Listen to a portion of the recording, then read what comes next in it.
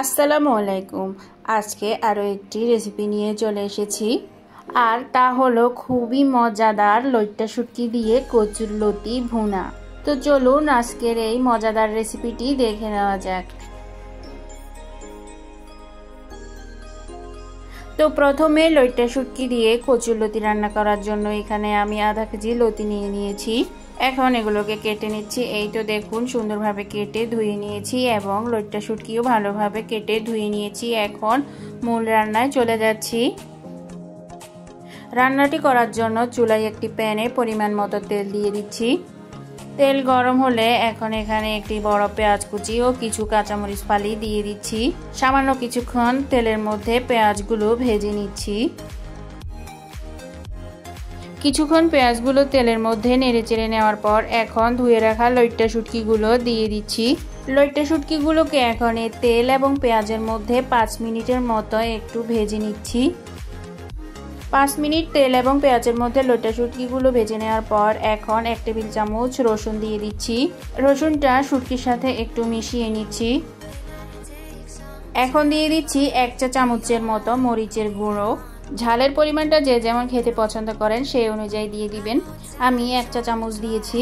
শুটকি তরকারিতে আবার একটু ঝাল না হলে ভালো লাগে না। এখন দিয়ে দিচ্ছি 1/2 চা চামচের মতো হলুদ গুঁড়ো, 1 চা চামচ জিরা গুঁড়ো, স্বাদ মতো দিয়ে দিচ্ছি লবণ।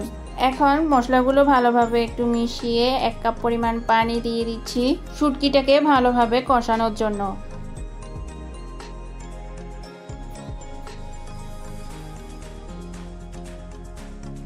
পানিটা দিয়ে ভালোভাবে নেড়েচেড়ে চুলার আগুন মিডিয়াম করে ঢাকনা দিয়ে ঢেকে দিচ্ছি এবং পানিটা শুকিয়ে আসার জন্য অপেক্ষা করছি। কিছুক্ষণ পর পানিটা শুকিয়ে তেলটা উপরে উঠে এসেছে। এখন কেটে রাখা লতিগুলো দিয়ে দিচ্ছি। লতিগুলোকে এখন ভালোভাবে নেড়েচেড়ে নিচ্ছি। লতি সিদ্ধ হতে কিন্তু বেশি টাইম লাগে না। অনেকে লতিতে অনেক পানি দিয়ে দেন, তাতে করে লতির কালারটাও নষ্ট হয়ে যায় এবং স্বাদটাও নষ্ট হয়ে যায়। এখন চুলার আগুন মিডিয়াম টু লো করে ঢাকনা দিয়ে দিচ্ছি।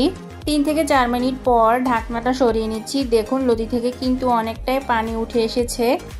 এখন চুলার আগুন হাই করে দিয়ে লতিটাকে এই পানিতে কষিয়ে নিচ্ছি ভালোভাবে। অনেকে ভাবেন যে লতি গলা চুলকাবে, কিন্তু না, এভাবে অল্প পানি দিয়ে দিয়ে লতিটাকে একটু কষিয়ে নিলেই লতি সিদ্ধ হয়ে যায়। এই তো পানিটা শুকিয়ে এসেছে। আমি অল্প কিছু পরিমাণ পানি দিয়ে আবারও একটু লতিটাকে কষিয়ে নিচ্ছি, যাতে করে গলাটা একদমই না চুলকায়। এই পর্যায়েও কিন্তু আগুন হাই হিটেই থাকবে।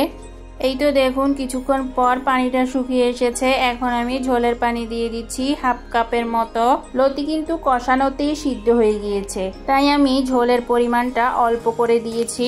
এখন আগুন মিডিয়াম টু হাই হিটে রেখে লতিগুলো রান্না করে নিচ্ছি।